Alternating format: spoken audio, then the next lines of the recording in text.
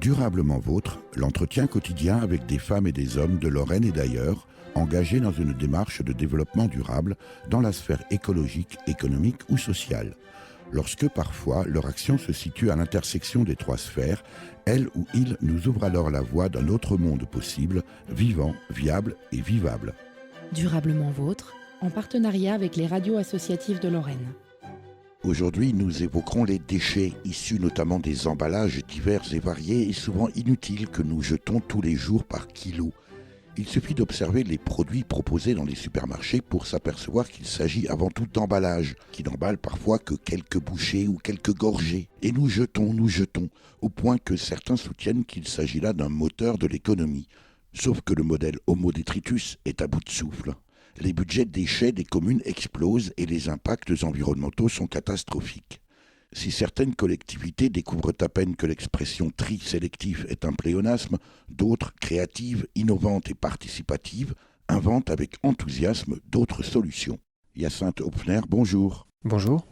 Merci de me recevoir au siège du syndicat mixte du pays de Sarrebourg en Moselle, dont vous êtes le directeur du pôle déchets. C'est quoi un pôle déchets dans un syndicat mixte, Hyacinthe Hopfner ? Alors, le syndicat mixte du pays de Sarrebourg, il a pour adhérents les 6 communautés de communes du territoire de Sarrebourg. Donc, le service déchets, qu'on appelle le pôle déchets, il a pour mission la collecte et le traitement des déchets des ménages. Donc, c'est nous qui gérons les déchets des habitants. Et donc, en fait, le cadre, c'est les élus qui le fixent, avec Alain Marty, qui est le président du syndicat, et mon vice-président délégué, qui est Roland Klein. Combien de personnes travaillent avec vous dans ce pôle déchets, Hyacinthe Hopfner ? Donc on est à 15 personnes. On a quelques personnes qui font des tâches techniques, mais principalement c'est les tâches administratives, puisqu'ensuite on repose sur beaucoup d'entreprises qui font les prestations de services de collecte et de traitement des déchets. Si je comprends bien, Hyacinthe Hopfner, vous ne voulez plus contribuer à la formation d'un nouveau continent. Chaque année, 10 millions de tonnes de déchets finissent dans les océans du globe, dont 80% sont des déchets plastiques. Cette pollution n'est pas biodégradable et elle nuit à tout l'écosystème marin. Elle est sournoise, elle s'enfonce sous la surface des océans et demeure tapie, invisible à l'œil nu. On la surnomme parfois le 7e continent. Le capitaine américain Charles Moore découvre ce phénomène en 1997 dans le Pacifique, où il occupe une zone aussi vaste que 6 fois la France. Des vortex comme celui-ci existent dans chacun des 5 grands bassins océaniques. Dans ces grands gyres, les courants influencés par la rotation de la Terre et la force de Coriolis emprisonnent inexorablement tous les détritus. En 2009, au cours d'une traversée en solitaire de l'océan Atlantique à la rame, le navigateur Patrick Dexion constate la présence de nombreux déchets flottants. À son retour, il décide de créer Expédition 7e continent, une mission pour mieux connaître les courants marins, avec notamment le soutien du Centre national d'études spatiales et l'Agence spatiale européenne. C'était un extrait de la vidéo de présentation de l'expédition 7e continent qui s'est déroulée cette année dans le golfe de Gascogne. Le pays de Sarrebourg, Hyacinthe Hopfner, n'est pourtant pas vraiment au bord de la mer. Non, pour l'instant, le pays de Sarrebourg n'est pas au bord de la mer. En attendant que ça monte. Par contre, effectivement, les déchets qu'on produit peuvent se retrouver dans la mer et on peut contribuer à cette pollution. Par contre, voilà, le pays de Sarrebourg en Moselle, on est au sud de la Moselle. C'est un territoire rural avec 65 000 habitants. On a 102 communes, donc on se rend compte que c'est un territoire plutôt rural avec un centre-bourg qui est la ville de Sarrebourg avec 13 000 habitants. Et donc surtout des petites communes disséminées. Exactement, oui, autour de Sarrebourg. Voilà, donc en fait, nous au niveau du service, on gère les 25 000 tonnes que produisent chaque année nos habitants. Voilà, donc ce qui représente à peu près... J'insiste sur ce chiffre, Hyacinthe Hopfner, 25 000 tonnes. Voilà, donc il y a 25 000 tonnes qui sont collectées, que ce soit au travers des déchetteries ou que ce soit en porte-à-porte. Et ça représente à peu près 500 kilos par habitant. Donc chaque année, comme tout Français, les Sarrebourgeois et les riverains produisent 500 kilos de déchets par an. On est dans la moyenne nationale ? On est un petit peu moins que la moyenne nationale, mais en tout cas dans la production globale des déchets, on est dans la moyenne nationale. Par contre, là où il y a une grosse différence, c'est dans le devenir de ces déchets. Parce que là, en fait, nos habitants, les citoyens de Sarrebourg, trient beaucoup plus qu'ailleurs. Donc ils recyclent 60% de leurs déchets quasiment. Il faut savoir qu'il y a quelques années, on était à 30% de matière valorisée. Aujourd'hui, on est à 60%. Et puis, ce qui signifie qu'il y a 10 000 tonnes de déchets qui ne sont plus enfouis au centre d'enfouissement, mais qui sont valorisés, qui redeviennent une matière première, secondaire. Ça, c'est une particularité des citoyens du pays de Sarrebourg, Hyacinthe Hoppener. Oui, alors on n'est pas les seuls en France, mais par contre, on a quelques collègues qui ont les mêmes performances. Par contre, un autre exemple, c'est que les Sarrebourgeois et les gens du pays de Sarrebourg trient 75% de leurs emballages dans le bac de tri. C'était un objectif du Grenelle de l'environnement, mais il y a une dizaine de collectivités en France qui ont atteint ces objectifs. Alors, on verra bien sûr avec vous ce qui fait le succès de ce comportement qu'on pourrait presque qualifier de citoyen. Pour autant, Hyacinthe Hoppener, est-ce que la première des économies en matière de déchets, est-ce que ce ne serait pas de les réduire à la source ? Ah si, alors effectivement, c'est une de nos missions, de réussir à réduire la quantité de déchets. Alors, on y est parvenu. Et notamment grâce au compostage. Donc on a fait la promotion du compostage et on travaille pour que les habitants compostent au fond de leur jardin. On est dans un milieu rural, mais les Sarrebourgeois qui sont à la ville ne sont pas laissés de côté, puisqu'on fait la promotion également du compostage de quartier et du compostage en restauration collective. Alors on verra tout ça en détail avec vous, Hyacinthe Hoppener. Vous avez également un partenariat avec l'association Emmaüs.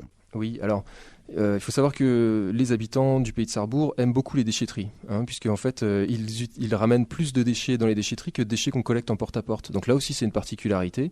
Et quand ils viennent en déchetterie, ils ramènent beaucoup de déchets, notamment les déchets toxiques qu'on a en grande quantité, mais aussi... Les déchets toxiques, Hyacinthe Hoppener, ce sont les piles, les batteries, ce genre de choses. Voilà, les pots de peinture et ce genre de choses qui avant étaient jetés dans la poubelle d'ordures ménagères et qui aujourd'hui sont ramenés pour être triés et recyclés, en tout cas traités dans les conditions réglementaires.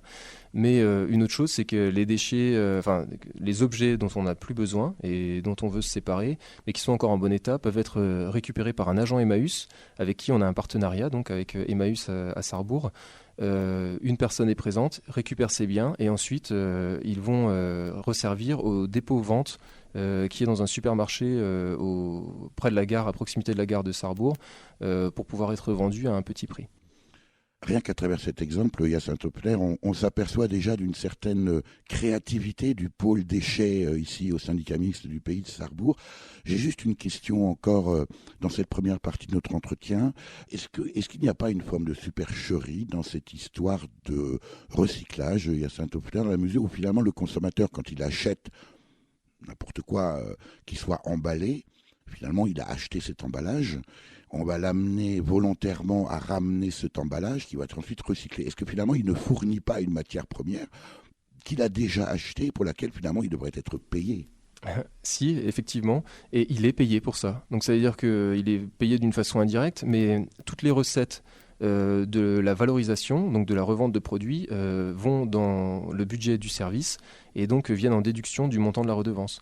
Donc on arrive à maîtriser le coût de la redevance grâce justement au fait que utiliser une déchetterie coûte moins cher que la porte-à-porte, que la collecte en porte-à-porte, et en plus les produits qu'on peut revendre derrière apportent une recette au budget du service.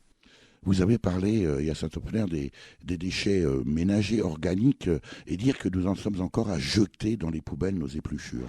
Chacun d'entre nous produit 590 kg de déchets par an. Même si nous avons pris l'habitude de trier nos déchets, il reste un effort à faire, notamment pour les déchets organiques.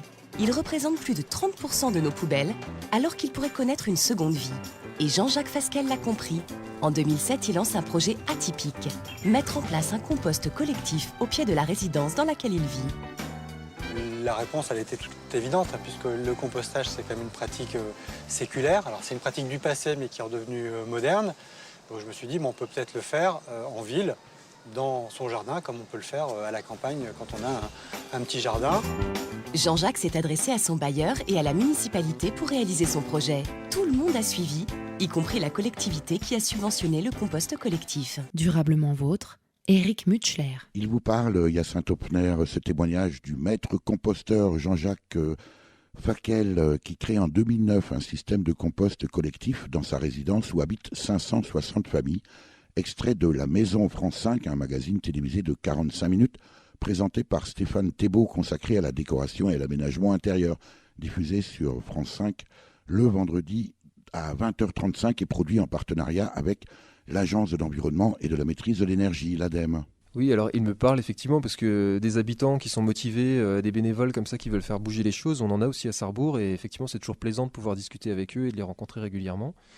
Alors je vous ai dit tout à l'heure que les habitants du pays de Sarrebourg compostent au fond de leur jardin, donc voilà, on a vendu des composteurs et on fait des formations 2 fois par semaine, mais il y a aussi les gens qui sont sur Sarrebourg. Et ceux qui sont à Sarrebourg et qui habitent dans des immeubles, ils ont beaucoup plus de difficultés à mettre en place des composteurs. Donc là, on les accompagne avec une de nos collègues qui va les rencontrer. Et c'est quand même un enjeu important parce que ça représente 100 kilos. On jette des biodéchets, on en jette 100 kilos, donc des épluchures, des restes de repas. C'est 100 kilos par an et par habitant. Donc pour une famille, ça peut monter jusqu'à 300 kilos. Alors, nous, ce qu'on a mis en place, là où c'est plus intéressant, c'est dans des grands immeubles, des ensembles, où effectivement, il n'y a pas vraiment de jardin qui existe. Et sur Sarrebourg, on a mis en place dans 2 quartiers d'immeubles des partenariats avec du compostage de quartier. Là, ce sont des bénévoles qui tiennent une permanence, donc c'est des habitants, et qui décident que le mercredi et le samedi, ils vont tenir une permanence. Les habitants ramènent leur petit seau d'épluchures. Et alors pourquoi il y a des permanences ? Pour 2 raisons. Déjà pour que ce soit bien tenu, pour qu'il n'y ait pas de sacs de plastique, des choses, voilà. Et puis c'est aussi un moment de rencontre, un lieu de rencontre. Alors, j'aurais jamais imaginé que de ramener son petit sac d'épluchures ou son seau d'épluchures soit un moment convivial, mais effectivement, pourquoi pas ? Est-ce qu'il n'y a pas une espèce de dérive culturelle latente et très souterraine au fil des années ? Moi, je me souviens, étant gamin, mon grand-père habitait à la campagne, mais il n'avait pratiquement aucun déchet, puisque, évidemment, tout était soit donné aux poules, soit aux lapins, soit composté. Alors, on n'appelait pas ça compostage à l'époque, on mettait ça sur le fumier. Évidemment, c'est plus compliqué quand on est en ville, mais néanmoins, est-ce qu'il n'y a pas eu comme ça très progressivement, sans qu'on s'en rende compte, finalement un comportement qui aujourd'hui est totalement accepté et complètement aberrant que de jeter précisément ces épluchures qui sont de la matière organique. Comment ça s'est opéré, ce glissement oui, vraiment latent, sans qu'on s'en rende compte, Saint-Opener ? Déjà, effectivement, la société de consommation a évolué et puis aujourd'hui, on cuisine beaucoup moins, on achète des choses qui sont emballées, voire suremballées, donc ça c'est déjà une réalité. On achète dans les supermarchés des promotions et donc du coup, souvent on en jette une partie. Il faut savoir qu'il y a quand même 7 kilos par an de déchets en moyenne qui sont jetés sans être déballés. Donc on a profité de la bonne promotion et puis finalement on n'a pas réussi à le consommer, on a dû le jeter. Donc ça c'est une réalité et aujourd'hui, il y a encore un autre phénomène, effectivement, c'est que pendant longtemps, le service public était considéré comme le service dû. Et donc, on peut jeter tout et n'importe quoi. C'est le problème de la collectivité, c'est à elle de s'en occuper. Aujourd'hui, notre service du pôle déchets, il a complètement évolué par rapport à il y a quelques années. Avant, un service public qui fonctionnait bien, c'était un service public qui rendait les rues propres. Il collectait tout. Tout et n'importe quoi, des encombrants, des sacs de déchets verts. Aujourd'hui, surtout n'importe quoi. Voilà. Et aujourd'hui, le service public, notre objectif, c'est de valoriser les déchets. Donc, les habitants doivent trier. Nous, on doit leur proposer des filières de tri, mais c'est à eux de trier pour que les objets et les déchets puissent être valorisés. Alors, même la restauration collective dans le pays de Sarrebourg, et à Saint-Opener s'y met. Oui, alors depuis 2008, on a un ESAT, l'ESAT de Sarrebourg, qui composte ces restes de... Rappelez-nous ce qu'est un ESAT. Oui, alors c'est ce qu'on appelait les CAT avant. En fait, c'est des centres d'aide par le travail avec des travailleurs handicapés. Et c'est eux qui ont fabriqué leurs propres composteurs et qui les vendent d'ailleurs. Ils en ont vendu dans un petit peu toute la France. Et on a fait l'expérimentation avec eux en 2008. C'est des composteurs très particuliers qui sont isolés. Et puis on y met du coproduit, donc ça veut dire en fait de la sciure et puis du broyat en quantité assez importante pour éviter qu'il y ait des mouches qui viennent pondre ou des choses comme ça. Mais par contre, on composte tout, viande compris, les sauces, voilà. Et on obtient un très bon compost qui ne peut être utilisé que sur place puisque en fait, voilà, c'est la particularité du compostage autonome. C'est pas délocalisable. Voilà, c'est la réglementation fait que la propriété reste, enfin le producteur reste responsable de son produit. Alors, j'ai vu à Freiburg im Breisgau en Allemagne, il y a Saint-Opner, un poulailler collectif. Est-ce que ça existe déjà ici à Sarrebourg? Alors à Sarrebourg, on a une maison de retraite qui réfléchit à Saint-Jean-de-Bassel, effectivement. Alors nous, on n'est pas spécialisé dans l'élevage de poules, mais par contre, oui, c'est une alternative. Maintenant, nous, on fait plus la promotion du compostage. On a des maisons de retraite, on a le parc animalier de Sainte-Croix, et puis on a aussi surtout un collège des étangs, et on souhaiterait que les autres collèges de l'arrondissement en profitent aussi. La question des déchets, à Saint-Opner, on dit souvent, n'intéresse pas les politiques. C'est peut-être pour ça que... À gauche, à droite, rien. Il faudra regarder les alentours en passant avant de foncer tête baissée droit devant. Bienvenue citoyen, voici le monstre étatique qui fera ta nation, ton pays, sa politique. Mon pauvre esprit de rêve te voilà catapulté au milieu des sondages et du journal télévisé. Overdose de crapules noyées dans leur ramage. Mais où se situer dans tout ce paysage? Mais quand l'empire du pire au cœur de ta cité se mettra à sécher l'âme humaine au fond de son grenier, je sais que tu prendras tes convictions à la main, construisant une assise pour se sentir citoyen. Mais les extrêmes, c'est toi, nana. Quand tu ne votes pas. Mais les extrêmes, c'est toi, nana. Bienvenue novice au marché électoral. Pas le temps d'aller s'inscrire. Oubliez. Trop de travail. Ou qui s'est érigé un de ses principes moraux. De se sentir citoyen et de refuser d'aller sur la bataille. Ils doivent se réjouir, envahissant le nerf de la guerre, récoltant les voix De la bourgeoise à la fermière. Tu n'imagines pas la puissance que tu es. L'histoire c'est toi qui l'as fait. Alors tu descends dans la rue combattre la peste brune. Toi qui n'as jamais pris le chemin vers les urnes. Il est temps de bondir ses convictions à la main, construisant une assise pour se sentir citoyen. Mais les extrêmes, c'est toi, nana. Tu quoi, hein? Quand tu ne votes pas. Mais les extrêmes, c'est toi, nana.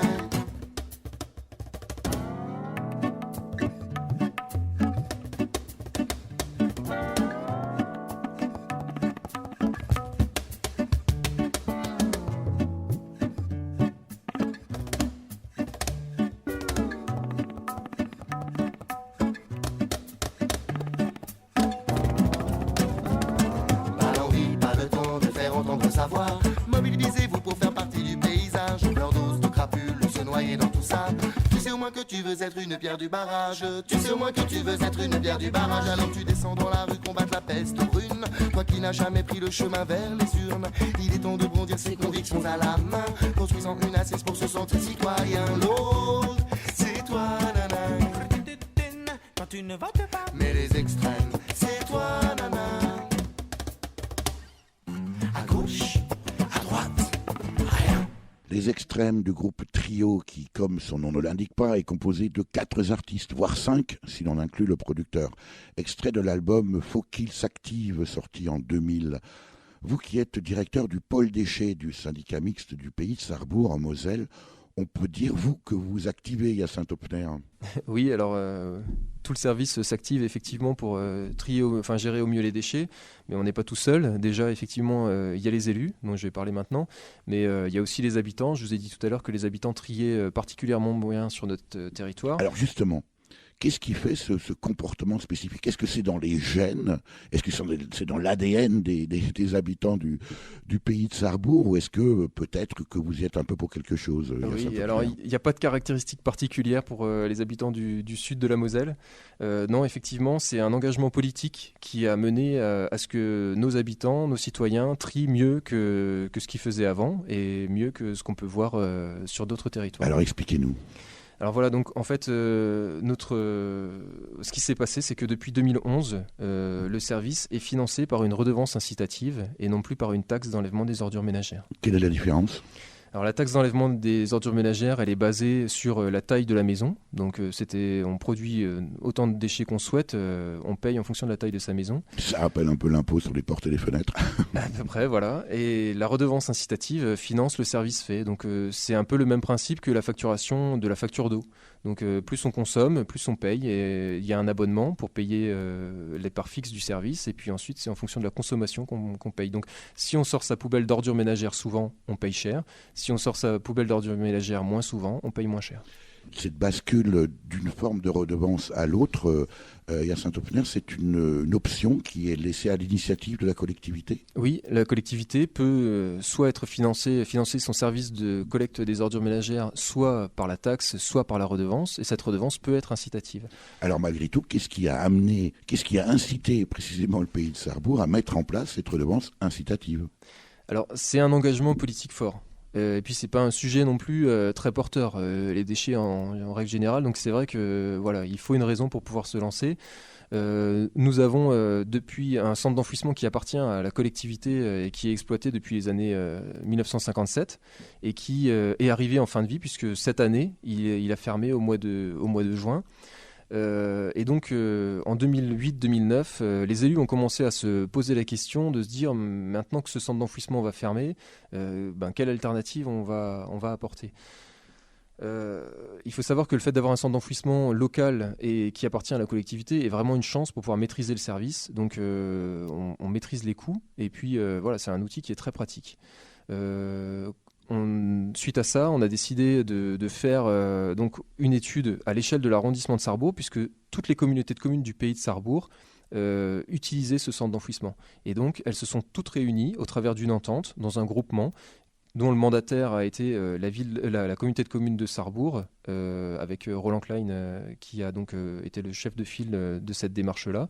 Et les communautés de communes, en fait, on a fait un état des lieux au travers d'une étude prospective sur 10 ans, en se disant comment on va gérer nos déchets dans 10 ans quand notre centre d'enfouissement sera fermé. Et alors, on avait deux alternatives principales. La première, c'était de rouvrir un centre d'enfouissement, sauf qu'un centre d'enfouissement pour 20 000 tonnes, alors 20 000 tonnes, ça semble énorme, mais il faut savoir que les centres d'enfouissement aujourd'hui gèrent plutôt 250 000 tonnes par an en moyenne.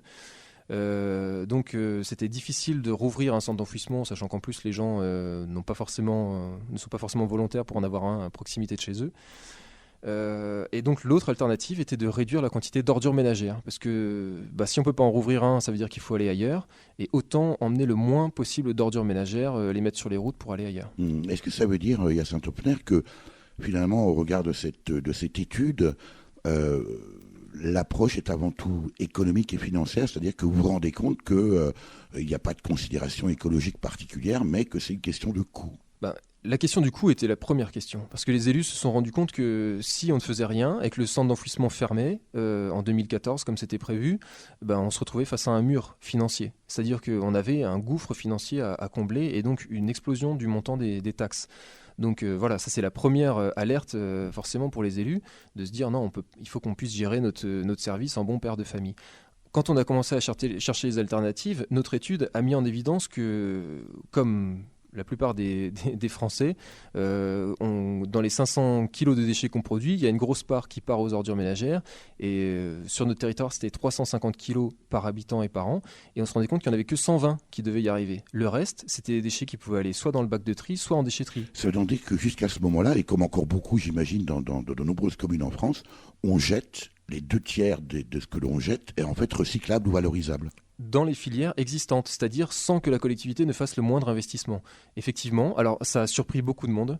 Les élus ont dit non, bon, ok, il faut qu'on se débrouille pour pouvoir réduire cette quantité de déchets à enfouir. Et donc la meilleure solution, c'est d'utiliser le porte-monnaie et donc à un moment donné d'envoyer un signal prix aux habitants. Sur la question des déchets, les citoyens aussi semblent en avance sur les réponses apportées parfois par les politiques. Alors l'idée de l'appartement témoin, c'était de montrer au plus près de la vie quotidienne ce qu'il était possible de faire pour vivre de manière un peu plus écolo. Donc c'est vraiment dans le prolongement d'Alternativa et du festival qui est Place de la République. Et là voilà, c'est toujours la même idée, c'est qu'on propose un tas de solutions qui existent, qui sont en fonction à la fois des centres d'intérêt des personnes, de leurs moyens et de ce qu'elles sont prêtes à faire, et chacun pioche. en fonction de son intérêt. Donc ça, c'était vraiment le projet de l'appartement témoin. Et du coup, avec Adrienne, on a cherché ce qu'il était possible de faire et pris contact avec quelques assos qui étaient aussi intéressés par ce défi-là, de rendre un peu encore plus pédagogique et vraiment à l'échelle du particulier et de l'appartement ce qu'elle proposait comme alternative. Durablement vôtre, Eric Mutschler.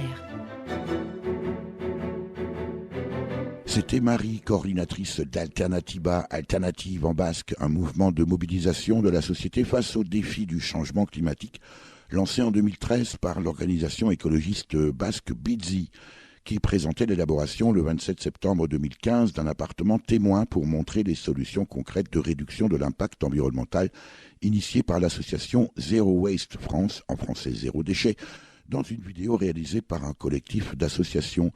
Pour évoquer la politique zéro déchet, vous auriez pu aussi choisir de faire parler Bea Johnson, auteur du best-seller Zéro déchet, Hyacinthe Pfner. Oui, alors effectivement, Bea Johnson, elle est assez populaire et il y a des habitants qui viennent nous en parler régulièrement.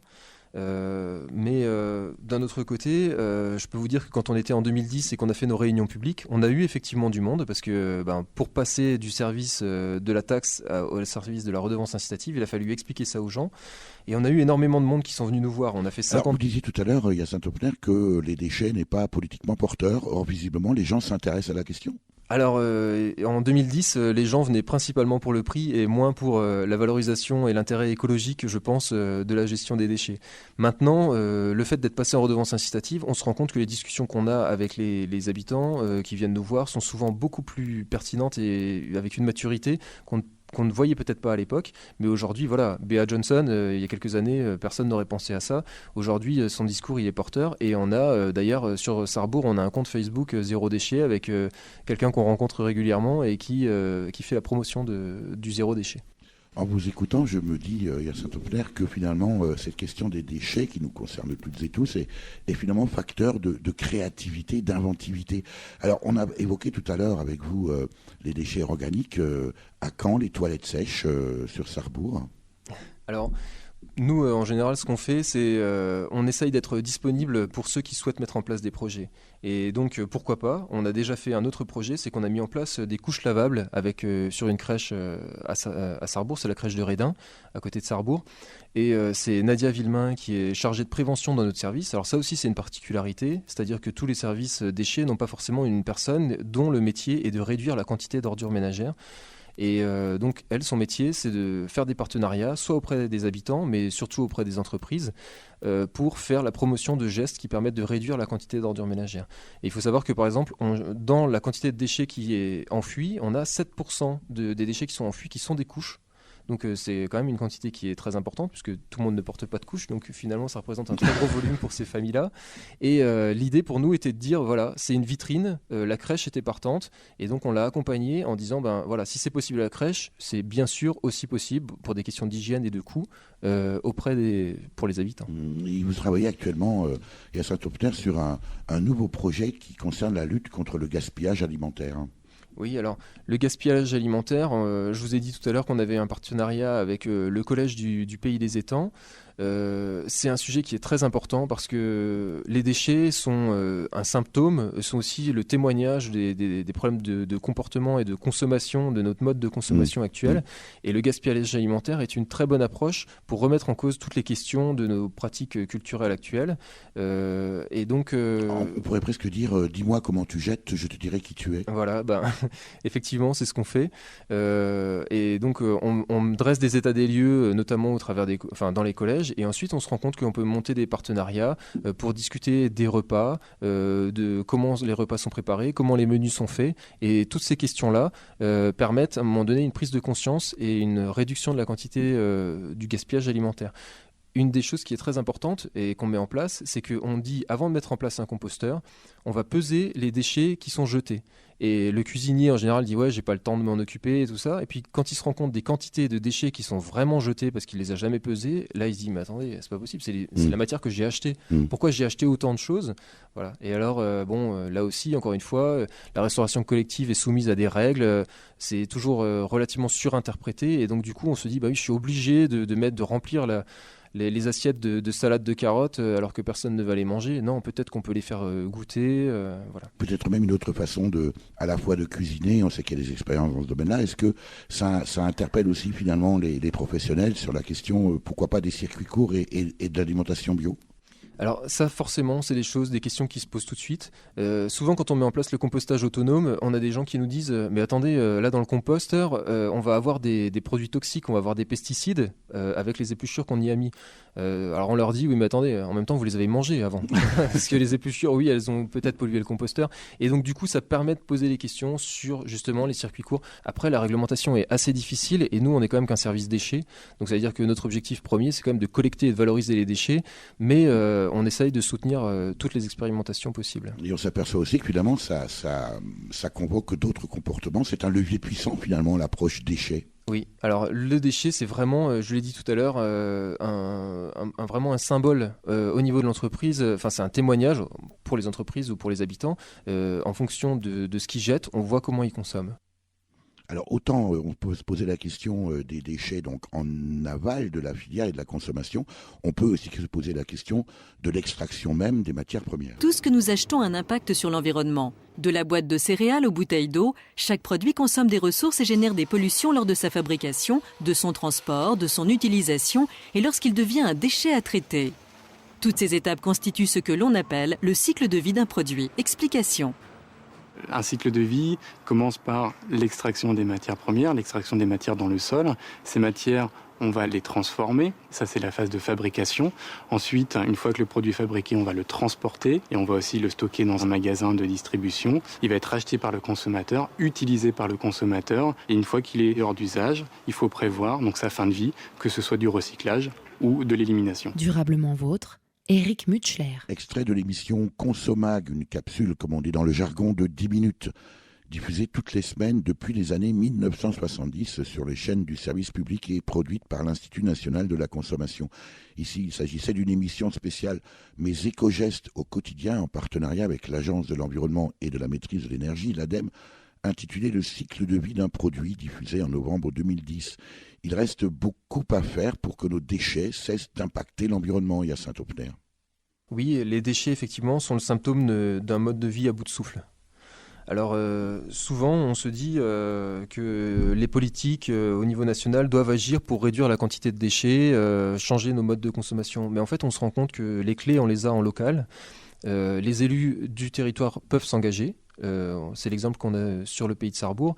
Et les habitants aussi peuvent agir et changer leur comportement. Alors, il faut se rendre compte que quand on est passé en redevance incitative, par exemple, du jour au lendemain, du 31 décembre 2010 au 1er janvier 2011, les gens ont changé leur comportement. Et ils ont réduit quasiment de 2/3 la quantité de déchets qui étaient jetés. Alors, quand on évoque la redevance incitative, Hyacinthe Opner, on oppose quelquefois le comportement quasi asocial qui consisterait au contraire à redéposer ces déchets en pleine nature. Comment c'est géré cette question à Sarrebourg ? Alors, c'est des choses qui existent, bien sûr. Maintenant, ils sont vraiment très marginaux, puisque je vous ai dit tout à l'heure qu'il y avait 10 000 tonnes de déchets qui n'étaient plus enfouis et qui étaient valorisés. Nous, ces 10 000 tonnes, on les retrouve dans les autres filières, que ce soit au travers du bac de tri ou dans les déchetteries. Mais il y a une quantité infime de déchets et qui pose vraiment problème parce qu'effectivement, c'est des comportements inciviques. Alors, nous, par rapport à ça, on a des partenariats avec la police municipale de Sarrebourg et avec la gendarmerie. Et c'est un travail qu'on sensibilise les maires des centres de communes de notre territoire pour qu'ils nous appellent et puis qu'on puisse, dès qu'on voit un dépôt sauvage, intervenir. Donc, ça reste marginal, mais effectivement, c'est des choses qu'il ne faut pas négliger. Est-ce que les citoyens, vous nous avez suffisamment expliqué que l'entrée était le portefeuille, l'aspect financier, et pourquoi pas, c'est essentiel aussi dans une société. Il n'y a pas que l'entrée écologique, bien sûr, même si les deux peuvent se rejoindre et doivent se rejoindre. Pour autant, est-ce qu'à partir du moment où les gens se posent la question de la redevance, de ce que ça coûte, est-ce qu'il y a un cheminement, est-ce que ça déclenche quelque chose, un cheminement? On a parlé tout à l'heure des filières bio, de la restauration collective. Est-ce est-ce que ça déclenche une réflexion de la part à la fois des politiques et des concitoyens ? Bah oui, je vous ai dit tout à l'heure, nous, le changement, la quantité de déchets qui a été enfouie, elle a fondu du jour au lendemain. Je ne pense pas que les gens se sont métamorphosés dans la nuit de la Saint-Sylvestre.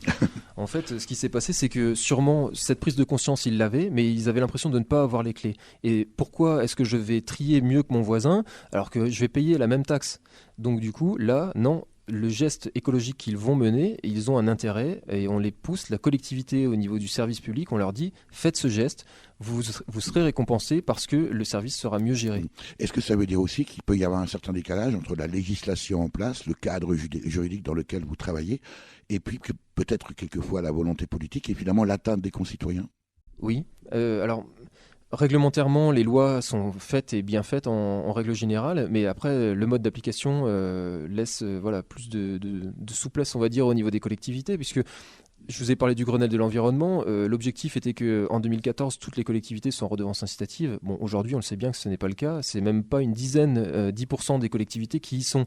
Alors ça prouve bien un décalage, finalement, essentiellement du politique, non ? Oui. Alors effectivement, il n'y a pas forcément de pénalité pour les collectivités qui n'ont pas joué le jeu et elles n'ont pas forcément toute la volonté d'y aller. Il faut savoir qu'après, si on gère par exemple une grande ville, c'est un engagement politique très fort. En plus, si on a un incinérateur et que l'incinérateur il doit être rempli pour fonctionner correctement. Donc aujourd'hui, celui qui a un incinérateur, il n'a aucun intérêt à le vider à moitié, ça lui coûtera quasiment le même prix. Donc c'est vraiment une approche qui doit être menée à long terme et un engagement politique fort pour changer de comportement et aller vers une transition. Ce que vous évoquez là, Hyacinthe Aupenin, finalement, c'est la question du modèle économique. Est-ce que aujourd'hui, nos élus, nos politiques sont en capacité, je vais dire quasi intellectuelle, de comprendre le mécanisme ? Parce que finalement, est-ce que ce n'est pas aussi la solution de facilité que de déléguer ces questions-là à des grosses multinationales ? On le voit dans les déchets, mais on le voit aussi dans la question de l'eau. Et finalement, un mode de réappropriation de la question en impliquant les citoyens et que finalement, on s'aperçoit que, on est en pleine créativité finalement. Oui.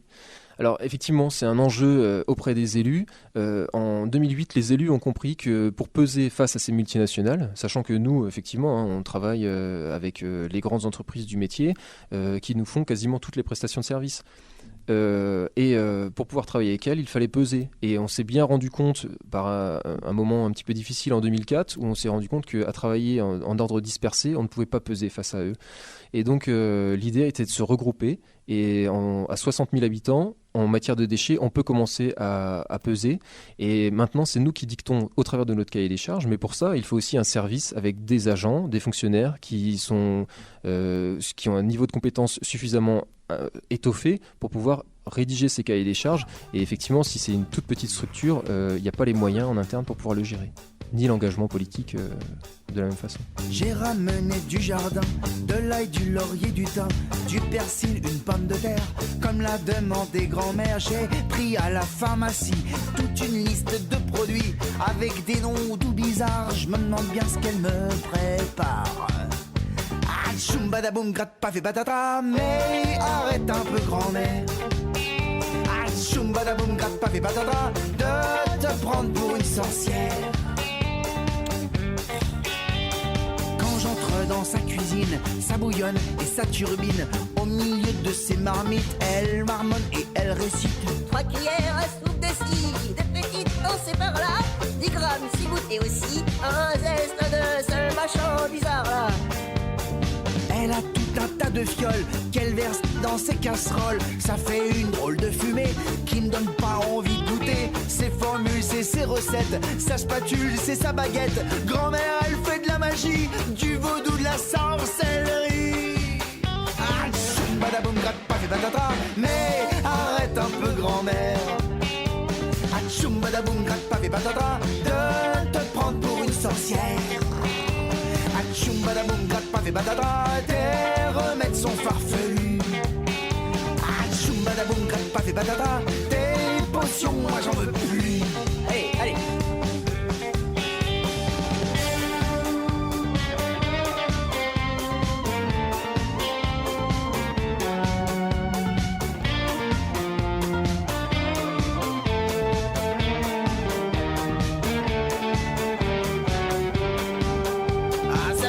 pique et c'est amer. Mais je dois boire tout un grand verre de potions un peu spéciales pour me soigner quand ça fait mal. Tout un tas d'huiles essentielles pour les crampes, les coups de soleil, de l'huile de foie de morue quand je tombe sur le nez. Des tisanes de fourmis quand je veux pas sortir du lit, de la bouillie et d'escargot pour remplacer le sirop, des pansements toiles d'araignée, des crottes de lapin poivré sous la langue quand ça fond, j'ai des hallucinations. Maintenant stop! Grand-mère, j'ai peur, tu te prends pour Mamie Potter? Plus de bobo, plus de maladie, laisse-moi tranquille, je t'en supplie. Maintenant stop, grand-mère, j'ai peur, t'es pas Merlin l'enchanteur. Plus de bobo, plus de maladie, je me plaindrai plus, c'est promis. Ah, chambadaboum, gratte pas, fais patata, mais arrête un peu, grand-mère. Ah, chambadaboum, gratte pas, fais patata, de te prendre pour une sorcière. Chum-badaboum, gratte pas fait batata, tes remèdes sont farfelus et miscornus. Ah, chum-badaboum, gratte pas fait batata, tes potions, moi j'en veux, tes potions, moi j'en veux, tes potions, moi j'en veux plus. Berk. Arrête un peu, grand-mère, des chanteurs et musiciens lorrains Alex Toucourt et Robert Dame, extrait du conte musical pour petits et grands enfants baptisé Tu peux toujours rêver, sorti en 2015.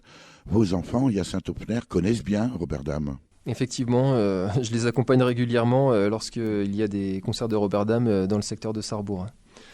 Hyacinthe Hopfner, en vous écoutant tout au long de cet entretien sur votre fonction de directeur du pôle déchets du syndicat mixte du pays de Sarrebourg, vous m'apparaissez comme un dangereux révolutionnaire. De tels propos, il y a encore une petite dizaine d'années, étaient totalement impossibles dans une telle collectivité, non ?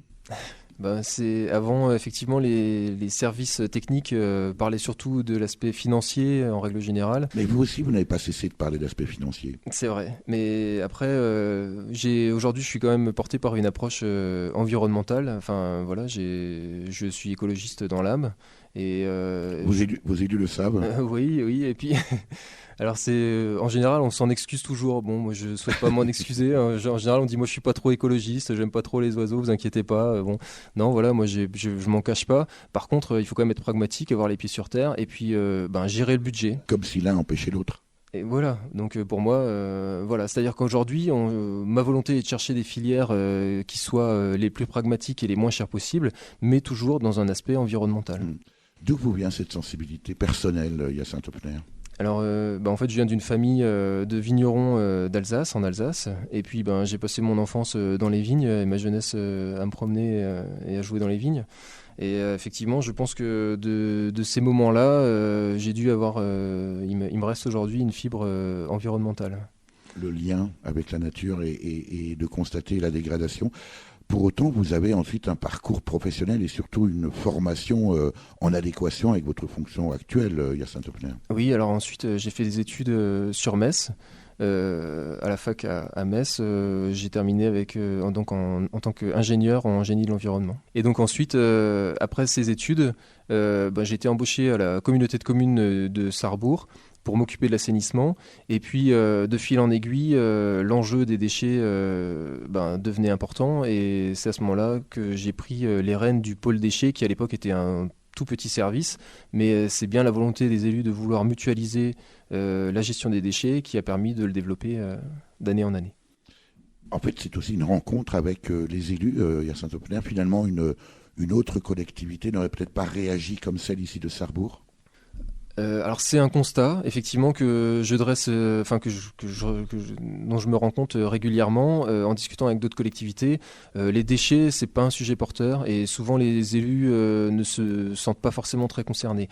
Mais ce n'est pas forcément une fatalité, puisqu'il y a quand même de plus en plus de collectivités, que ce soit sur Saverne, sur Château-Salins ou d'autres territoires, qui sont passés en redevance incitative. Et puis voilà, parce que les élus ont eu cette volonté. C'est sûr que le service déchets ne peut pas se développer sans le soutien des élus, et puis un agent ne peut pas porter la redevance incitative tout seul. Il faut que ce soit vraiment un portage politique fort. Vous avez comme ça des idées tous les jours, Hyacinthe Hopfner, pour réduire les déchets, gérer. Est-ce que vous êtes en permanence en train de réfléchir à tout ça, et comment est-ce que vous voyez les choses aller dans 20-30 ans ? Alors effectivement, des idées, alors je ne sais pas si j'ai des idées tous les jours, mais en tout cas, voilà, c'est toute une équipe, hein. On est à plusieurs à se poser les questions, et puis on a une autre approche qui est, en fait, on est très ouvert aux propositions des autres. On souhaite permettre de faire des expérimentations, donc quand on a, que ce soit un collège ou que ce soit une entreprise qui vient nous voir, qui ont envie d'expérimenter des choses, en général, on signe des conventions de 6 mois avec eux en leur disant, écoutez, on prend tout en charge, on vous fait le soutien technique et financier, et puis dans 6 mois, on vous accompagne pendant 6 mois, et dans 6 mois, on en tire les conclusions. Si ça vous plaît, vous perdurez et puis on vous suivra de loin. Si ça ne vous plaît pas, on abandonne tout et puis on prend le risque financier et technique à notre charge. Ça nous a permis de développer plusieurs projets comme ça, parce qu'effectivement, il y a des entreprises qui veulent faire des choses, mais qui n'ont pas forcément les moyens et le temps, la disponibilité de se lancer. Ils se disent, pourquoi faire ça alors que c'est pas mon cœur de métier. L'invité de Durablement Vôtre, coup de gueule ou coup de cœur? Hyacinthe Hopfner, directeur du pôle déchets au syndicat mixte du pays de Sarrebourg en Moselle, c'est le moment de votre choix. On écoute. À quoi ça sert? Ça veut dire quoi ça? Pourquoi c'est comme ça? C'est où? C'est qui lui? Un jour, une question. Pourquoi doit-on faire attention à ce qu'on mange? Avant que l'homme ne vive dans de jolies maisons avec des frigos pleins, il était chasseur-cueilleur. C'est-à-dire que l'homme préhistorique se nourrissait de racines, de baies et de viande. Autant dire que les sodas, les glaces et les pizzas, il n'en avait pas. C'est au fil des siècles que notre alimentation a changé. Mais on mange bien mieux maintenant, non? Oui, car l'agriculture a permis d'avoir plus de légumes, de céréales, de viande et de produits laitiers. Et ça, c'est bien. Mais l'agriculture a aussi permis de produire plus de sucre et de gras. Et depuis 100 ans, on mange de plus en plus de produits industriels. C'était une partie de la réponse à la question posée par Élodie, 9 ans, dans l'émission Un jour, une question, un programme réalisé par Jacques Azam et diffusé sur France 4 qui se propose de répondre chaque jour à une question d'enfant en 1 minute et 30 secondes. Et c'est votre coup de cœur, Hyacinthe Hopfner. Oui, alors ce sera un coup de cœur pour moi et effectivement, le coup de cœur, c'est pour les actions locales qui émergent. On en a parlé tout à l'heure, on a parlé de Bea Johnson, effectivement. Moi, je pense qu'il y a vraiment une prise de conscience de nos concitoyens aujourd'hui. Au niveau national, c'est pas du tout le sentiment qu'on en donne, hein. Le sentiment, l'ambiance est plutôt à la sinistrose. Et puis souvent on dit voilà, il faut que les politiques avancent. Non, il n'y a pas que. C'est aussi déjà on peut s'engager en tant qu'élu, on peut devenir élu, et puis on peut aussi s'engager dans la vie de tous les jours. En même temps, c'est un peu la question de l'œuf et la poule. Est-ce que ce sont les politiques qui impulsent ou est-ce que ce sont les politiques qui suivent finalement les initiatives citoyennes ? Voilà, alors comme je vous ai dit, quand on est passé en redevance incitative, on a été très surpris de voir que tout le monde a marché. Voilà, les citoyens c'est eux qui trient. S'ils ne triaient pas, on n'y arriverait pas. Et je pense que dans énormément de sujets, on pourrait y être aujourd'hui. Il faut une impulsion à un moment donné au niveau local. Moi, aujourd'hui, je suis dans une collectivité territoriale. Je crois beaucoup à la volonté politique au niveau local. Mais les habitants prennent conscience et sont prêts à ça. On le voit aussi sur le pays de Sarrebourg parce qu'on a fait la promotion du Planète Café. Donc Planète Café 57, on a aujourd'hui un site internet là-dessus. Et en fait, on rencontre... On crée des rencontres avec des citoyens, des associations, des institutions, mais aussi de simples citoyens qui veulent s'engager pour faire la promotion d'actions de réduction de déchets, mais aussi de consommation durable. Voilà. Et voilà, c'est une opportunité où de simples citoyens disent voilà, moi je peux proposer des rendez-vous, je suis prêt à ouvrir ma cuisine pour faire par exemple un barbecue végétarien. Voilà, je vais vous montrer comment faire. Venez samedi matin. Voilà. Pour autant, Hyacinthe Hopfner, vous avez quand même conscience d'être un ovni, surtout à la tête d'un pôle déchets d'une telle collectivité comme ici au pays de Sarrebourg. Vous en avez conscience ? Écoutez, je sais pas, on est régulièrement invité, que ce soit Roland Klein, mon élu référent, ou moi, ou même mes collègues. Quasiment tous les ans, on va présenter des actions, que ce soit à Paris ou à l'ADEME en Lorraine. Oui, vous êtes repéré. Voilà, et en général, on passe pas pour des hurluberlus. Ah, j'ai pas dit hurluberlus, j'ai dit ovni. Peut-être ovni, effectivement, mais en tout cas, voilà, le service nous coûte 6 millions d'euros par an.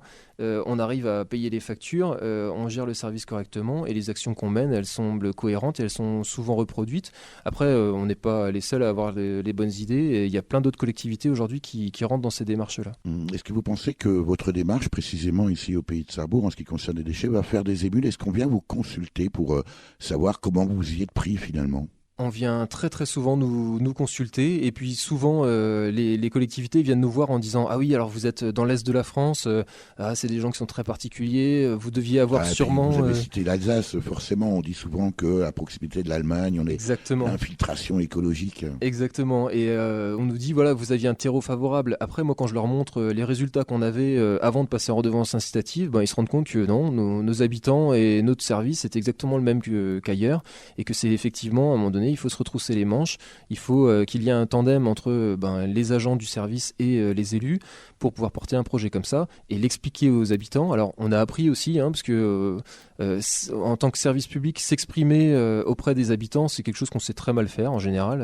Nous on n'est pas très bons, mais je connais pas de collectivités qui sont vraiment très fortes là-dedans. On a appris de nos erreurs et le Planète Café par exemple est une façon de laisser les gens s'exprimer, les citoyens venir nous rencontrer. On n'a pas de ligne de conduite, c'est pas nous qui tenons la réunion, c'est en fait on met à disposition des lieux et c'est eux qui peuvent s'exprimer. Est-ce que c'est pas finalement une autre forme de gouvernance tout simplement, c'est-à-dire que au lieu d'être une autorité qui dit le droit avec une forme pyramidale, finalement ce que vous nous expliquez là, Hyacinthe Hopfner, c'est une manière plus collective de gérer finalement un problème collectif. Exactement. Aujourd'hui, on s'oriente de plus en plus vers les entreprises parce qu'on se rend compte que les entreprises ont encore des efforts à faire alors que les habitants ont quand même déjà tri énormément. Quand on arrive, en général, on est vu comme une administration. Donc on sent tout de suite une réticence. À un moment donné, en règle générale, quand on repart, avec notamment la convention d'expérimentation dont je vous ai parlé tout à l'heure, les entreprises nous voient comme un partenaire. Et donc la démarche est complètement différente. Et ils ne s'imaginent pas qu'une collectivité puisse être un partenaire. Mais on est un territoire zéro déchet, zéro gaspillage. On a été labellisé et on a des fonds de la part du ministère de l'Environnement pour pouvoir créer des partenariats comme ça avec les entreprises. C'est l'avenir des collectivités aujourd'hui, des collectivités territoriales. Quand vous traversez comme ça la France au moment de vos déplacements en vacances ou professionnels et que vous apercevez dans certaines régions ou dans certaines villes la manière dont c'est géré, ça vous donne pas envie de hurler parfois, Hyacinthe Hopfner? Non, chacun avance à son rythme. Effectivement, d'autres collectivités pourront être meilleures dans d'autres domaines. On parlait tout à l'heure du gaspillage alimentaire. Moi, je suis impressionné par ce que peuvent faire certains conseils départementaux au niveau des cantines. Il y a d'autres territoires où les AMAP qui existent fonctionnent très bien. Nous, sur Sarrebourg, on a 2 AMAP. Elles ont du mal à trouver du monde pour qu'ils viennent récupérer les paniers. Moi, ça me pose quand même question. Je me dis effectivement, les gens sont attentifs à la quantité de déchets qu'ils produisent, mais ils n'ont pas encore fait le pas d'un moment donné de côté, d'aller moins en supermarché pour aller consommer localement. Merci Hyacinthe Hopfner pour cet entretien. Merci à vous. Je rappelle que vous êtes le directeur du pôle déchets du syndicat mixte du pays de Sarrebourg en Moselle. Pour en savoir plus sur toutes les initiatives que nous venons d'évoquer, rendez-vous sur www.pays-sarrebourg.fr et aussi sur le site du réseau Planète Café 57, né de la rencontre entre des éco-citoyens de l'arrondissement de Sarrebourg pour partager des expériences, des savoirs et construire une attitude de plus en plus éco-responsable, à retrouver sur www.planète-café-57.fr.